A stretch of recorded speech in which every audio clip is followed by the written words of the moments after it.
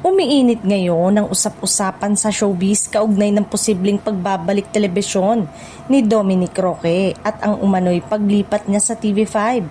Matapos ang ilang taong pamamalagi sa likod ng kamera at pagiging aktibo bilang content creator, muling napupukaw ang interes ng publiko kung handa na ba siyang bumalik sa mundo ng teleserye. Matatanda ang isa si Dominic sa mga aktor na biglang nawala sa regular na telebisyon sa kasagsagan ng kanyang kasikatan. Sa kabila nito, nananatiling visible sa social media, brand endorsements at ilang personal na proyekto, dahilan upang patuloy pa rin siyang kilalanin at suportahan ng kanyang mga tagahanga. Ayon sa ilang usap-usapan, agresibo daw ngayon ang TV5 sa pagkuha ng mga artistang may established na pangalan upang palakasin ang kanilang primetime at weekend programming. Dahil dito, nadawit ang pangalan ni Dominic Roque bilang isa sa mga posibleng artistang kinakausap para sa mga paparating na proyekto ng naturang network.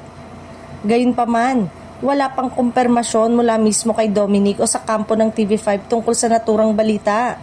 Sa mga naunang panayam, malinaw niyang sinabi na mas pinili muna niyang mag-focus sa content creation at personal growth kaysa bumalik agad sa full-time acting.